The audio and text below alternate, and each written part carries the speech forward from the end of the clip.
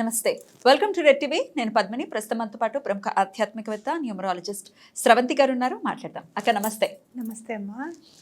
పెళ్ళైన ప్రతి స్త్రీ తల్లవ్వాలని తహతహలాడుతూ ఉంటుంది. ఆ మాధుర్యాన్ని చవి చూడాలని చెప్పి అసలు కొంచెం ఆలస్యం అవుతే కనుక మొక్కని దేవుడు అంటూ ఉండడేమో అనిపిస్తుంది. అలా ప్రతి పుట్టకి చెట్టుకి దేవుడికి అందరికీ మొక్కుకుంటూ ఉంటారు. ఒకళ్ళు మనకి కమెంట్ చేశారు, మా అమ్మాయికి అబార్షన్స్ అవుతూనే ఉన్నాయి, గర్భం నిలవట్లేదు, అసలు ఎందువల్ల ఇలా అవుతుంటుంది, ఏదైనా మాకు మార్గం చెప్తారా, ఏదైనా రెమెడీ చెప్తారా, మేము తిరగని గుళ్ళు లేవు అని కూడా అంటున్నారు, ఏదైనా చెప్తారా? తప్పకుండా చెప్తాను.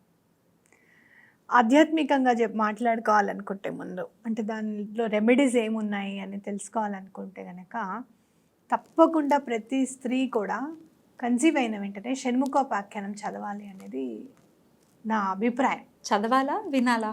వినాలి అంటే చదవచ్చు. అంటే ఇప్పుడు చిన్న చిన్నగా కూడా వస్తున్నాయి మనకి. చాగంటి గారు ప్రవచనం కూడా సుబ్రహ్మణ్యేశ్వరి ఆవిర్భావంగా జననం కింద ఆవిర్భావం కింద అలా చిన్న బుక్ ఉందన్నమాట. మీరు తలుచుకుంటే ఒక 1 వీక్లో ఆ బుక్ని కంప్లీట్ చేయొచ్చు, 2-3 డేస్లో కూడా కంప్లీట్ చేసి మళ్ళీ స్టార్ట్ చేయొచ్చు.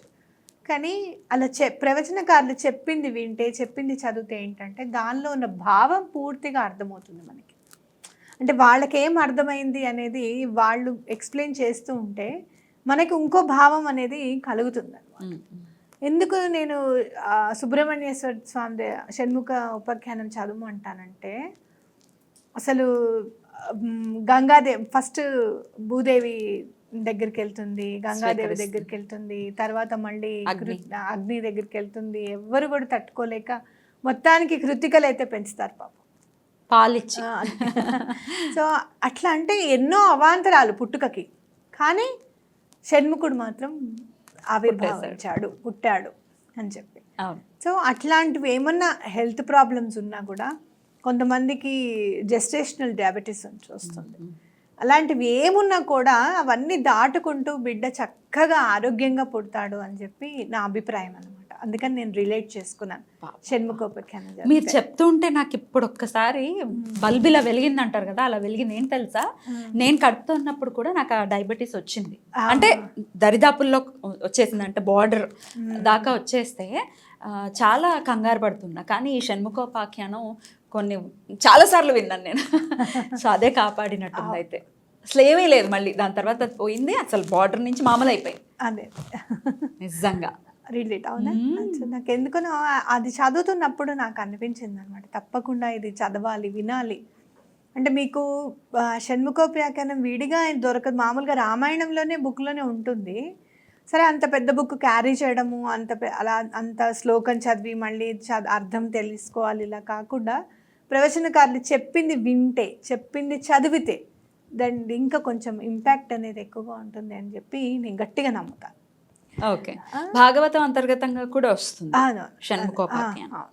అయితే అది అయిపోయిన అది చేస్తూ ఉన్నప్పుడు కూడా ఇంకోటి ఏంటంటే, ఫస్ట్ 3 months ఉంటాయి కదా, ఫస్ట్ ట్రైమిస్టర్ ఉంటుంది. అప్పుడు సుబ్రహ్మణ్యేశ్వర స్వామి ఆరాధన కంపల్సరీగా చేయాలి మనం. అంటే మీకు శీలకి పాలు పోయడము అలా అనమాట. కానీ వేవిళ్ళు ఉంటాయి కదా, చాలా మందికి వామిటింగ్స్ ఉంటాయి, సేపు ఉంటాయి. పొద్దున్న లేవగానే మార్నింగ్ సిక్నెస్ ఉంటుంది, మిగతా పనులు చేసుకోమా, ఆఫీస్లో జాబులు చేయరా, అవునా కదా. తప్పకుండా. లేదు అనుకుంటే స్వామిది కరావలంబ స్తోత్రం అయినా కానీ చదువుకోండి అనేది చెప్తాను. ఇంకోటి, గురు చరిత్రలో 20 అధ్యాయం ఒకటి, 21 అధ్యాయం ఒకటి చాలా ఇంపార్టెంట్ అనమాట. కొంతమందికి చాలా కంటిన్యూగా అబార్షన్స్ అవుతూ ఉంటాయి. అది చదువుతూ ఉంటే ఒక ఆవిడ సరసోబవాడి దగ్గర వెళ్ళడము, ఆవిడకి పిల్లలు కానీ పుడుతూ చనిపోతూ ఉంటారనమాట. ఆవిడ కథ అంతా 20-21 అధ్యాయాల్లో వచ్చేస్తుంది మనకి. ఆ అధ్యాయాలు చదివితే కూడా ఎటువంటి పరిస్థితుల్లోనూ అబార్షన్ అవ్వదు అని గట్టిగా చెప్పగలుగుతాను నేను. గురుచరిత్ర కూడా కొన్ని గురుచరిత్రలు కూడా కొన్ని అధ్యాయాలు ఉన్నాయి. ఏది చదివితే మనకి ఏం జరుగుతుంది అనేది అది మనం వివరంగా చెప్పుకుందాము. ఈ 2 అధ్యాయాలు పారాయణలాగా చేయండి. పిల్లల కోసం, పిల్లలు కడుపుతో ఉన్న వాళ్ళు తల్లులు చేయొచ్చా, అది కూడా అడుగుతున్నారు మనల్ని. ఇప్పుడు ఫర్ సపోజ్ ఎవరికైతే కడుపుతో ఉందో ఆ అమ్మాయి చదివితే దానిలో ఉన్న భావం అర్థమవుతుంది. స్వామి ఎలా రక్షించారు అనేది అర్థమవుతుంది. ఆ అబార్షన్ అవుతున్న స్త్రీ బాధ ఏంటి అనేది తెలుస్తుంది. ఆ బాధను స్వామి ఎంత ఈజీగా తీసేశారనేది అర్థమవుతుంది. ఆ క్షేత్ర మహిమ గురించి తెలుస్తుంది. ఎప్పుడైనా కూడా చదవమని ఎందుకు చెప్తాను అంటే, చదివేటప్పుడు విజువలైజేషన్ కనపడుతూ ఉంటుంది మన మైండ్కి, మనకి తెలిసిపోతూ ఉంటుంది మనం చదువుతుంటే. సో అట్లా అది కనపడినప్పుడు ఆ పాజిటివ్ ఎనర్జీ అనేది బాడీ మొత్తం నిండుతుంది. ఆ పాజిటివ్ ఎనర్జీ వల్ల నువ్వు డాక్టర్ ఇచ్చే మందు బాగా పనిచేస్తుంది. పనిచేసినందువల్ల నీకు చక్కని బిడ్డ పుడతారు. సో తప్పకుండా వాళ్ళే చదువుకోవాలి. ఈజీగా అయితే ఎవరికి ఆకలిస్తే వాళ్ళే తినాలి అంతే.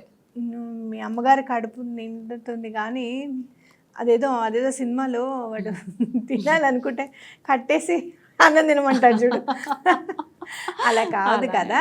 సో ఏదైనా కూడా భగవంతుడికి సంబంధించింది ఏదైనా కూడా మనం చేసి మనం దాని కంటిన్యూగా 9 months చదివిన తర్వాత, చక్కని బిడ్డ పుట్టిన తర్వాత, ఒక నెల రోజుల తర్వాత ఎవరైనా నువ్వు చాలా సంతోషంగా ఉన్నావు అంటే, నాకు స్వామి ఇలా నేను పట్టుకున్నాను కాళ్ళు, నేను పట్టుకున్నందుకు ఆయన నన్ను అనుగ్రహించాడను, లేకపోతే ఆయన కొన్ని మిరాకిల్స్ జరుగుతూ ఉంటాయి మన లైఫ్లో. కంటిన్యూగా పార్ట్ ఆఫ్ ద గేమ్ అయిపోయినప్పుడు మన లైఫ్లో, జీవితంలో బుక్ చదవడం అనేది, దేవుడి గురించి చదవడం అనేది లైఫ్లో ఒక పార్ట్ అయిపోతున్నప్పుడు ప్రతిరోజు ఒకరోజు ఒకటి మనకు తెలుస్తూ ఉంటుంది. ఆ అనుభూతిలు మనం పంచుకోగలుగుతాం. దేవుడి మీద ఇంకా విశ్వాసం కలుగుతుంది, భగవంతుడి పైన. సో అవన్నీ మనం ఒకసారి గుర్తు చేసుకుంటాం. ఇప్పుడు నేను జెస్టేషనల్ డయాబెటీస్ అనగానే మీకు వెంటనే రిలేట్ అయ్యింది, వెంటనే అసలు అంటే అది నేను ఫేస్ చేశాను కాబట్టి నిజమే కదా. అప్పటి వరకు నాకు తెలియదు కదా, ఎప్పుడు చెప్పలేదు కదా. అలా మనము చెప్పగలుగుతాము. ఎప్పుడైనా సడన్గా ఎవరైనా వచ్చారనుకోండి, ఇట్లా అబార్షన్ అయిందండి, మా అమ్మాయి బాధపడుతుంటే, ఏం బాధపడకు, మా అమ్మాయి చదివింది, మా అమ్మాయి చక్కగా బిడ్డను కానీ మీ అమ్మాయిని కూడా చదవమనండి అని చెప్పగలుగుతాం అనమాట. సో తప్పకుండా ఎవరికి అవసరమో వాళ్ళు చదవండి. మీరు ఏదైనా కూడా సుబ్రహ్మణ్యేశ్వర స్వామిది నైట్ చదువుకోవచ్చు చక్కగా బుక్. ఒక 10 నిమిషాలు నిద్రపోయేటప్పుడు మెడిసిన్స్ వేసేసుకొని ఒక 10 నిమిషాలు ఒక 2-3 పేజీలు చదువుకోవచ్చు. పొద్దున పూట గురుచరిత్ర 20 అధ్యాయం చదువుకోవచ్చు, 21 అధ్యాయం కూడా నెమ్మదిగా చదువుకోవచ్చు. హార్డ్లీ ఒక 1/2 hour మీరు కేటాయించగలిగితే మిగతా 23.5 hours ఆయన కాపాడతాడు. మనం అది కూడా చేయలేకపోతే అది కూడా కష్టం. అయితే చాలా మంది నన్ను అడిగేది ఏంటో తెలుసా, భగవంతుడిని పూజిస్తేనే మనం రక్షిస్తాడా, ఆయనకి 2 చేతులు ఎత్తి దండం పెడితేనే మనకి మంచి రోజులు ఉంటాయా, ఎందుకు ఆయన మంచివాడైతే అందరినీ చూడొచ్చు కదా అంటే, ఆయన మంచివాడే, ఆయన అందరినీ చూస్తూనే ఉంటాడు. కాకపోతే ఆయన కరుణ మన మీద ప్రసరించాలి అంటే మనలో కూడా ఒక పాజిటివ్ ఎనర్జీ అనేది ఉండాలి. మనం అది చదివినప్పుడు ఆయన అందరినీ చూస్తుంటాడు. ఆ తెరలు పొరలు అన్నీ పోయి అడ్డు తెర అంతా తొలగిపోయిన తర్వాత ఆయనను మనం చూస్తున్నాడు అనే భావన మనకి తెలుస్తుంది స్ఫుటంగా. ఖచ్చితంగా క్లియర్గా ఉంటుంది మనం చదివితే. నేచర్ సర్వాంతర్యామి ఈశ్వరుడు నమ్మినప్పుడు మరి నేచర్కి మనం దండం పెట్టాలి కదా. సూర్యుడు మనకి వెలుతురునిస్తేనే కదా మనం జీవిస్తున్నాం, లేకపోతే మనకి లేదు కదా.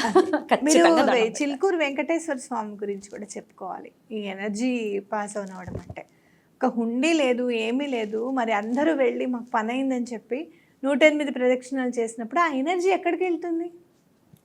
ఏదో ఒక రూపంలో నలుగురికి అందాలి తప్పకుండా.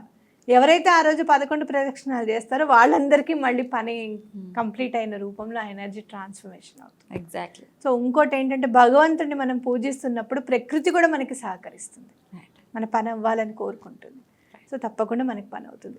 స్విచ్ వర్డ్స్ ఏమన్నా కూడా ఇస్తారా? స్విచ్ వర్డ్స్ ఉన్నాయి, తప్పకుండా చదవండి. కన్సీవ్ అయిపోయిన తర్వాత ఈ స్విచ్ వర్డ్ అనేది చాలా బాగా పనిచేస్తుంది. Bring perfect full copy. Bring perfect full copy. Bring perfect full copy అంటే మనం మన శరీరానికి చెప్తున్నాం అనమాట. పర్ఫెక్ట్గా ఫుల్గా మన ఫోటో కాపీని అర్థమైంది, తీసుకుని రావాలి అని చెప్పి. ఎన్నిసార్లు మేడం ఇది కూడా? 28 times. మార్నింగ్ 28 times, మధ్యాహ్నం 28 times, నైట్ 28 times. ఇది రాసుకొని చక్కగా తల కింద పెట్టుకొని పడుకోండి. ఏ కలర్ పెన్తో రాసుకోవాలి? బ్లాక్ తప్పించి ఏదైనా పర్వాలేదు. గ్రీన్, రెడ్, గ్రీన్ అయినా రెడ్ కొంచెం చూడంగానే భయంగా అనిపిస్తుంది నాకు, ఎందుకో మీకు అనిపిస్తుందో లేదు నాకు తెలియదు, కానీ రెడ్ పెన్ అనగా నాకు బాగా అనిపిస్తుంది. అవునా? ఎందుకంటే మాకు చిన్నప్పుడు క్వశ్చన్స్ అన్ని రెడ్ పెన్ తో రాయమనే వాళ్ళు. ఆ భయం అనుకునేదాన్ని చిన్నప్పుడు, అనుకునేదాన్ని 5th 6th క్లాస్లో అనుకుంటా, ఒక్క లైన్ క్వశ్చన్ ఇచ్చి ఇంత రాయమంటారు. నేను ఎప్పుడైనా మళ్ళీ పుడితే రెడ్ పెన్ గానే పుట్టాలి, ఎందుకంటే రెడ్ కొంచెం సేపే రాయచ్చు. బాగుంది. కానీ నాకు రెడ్ చాలా చాలా ఇష్టం.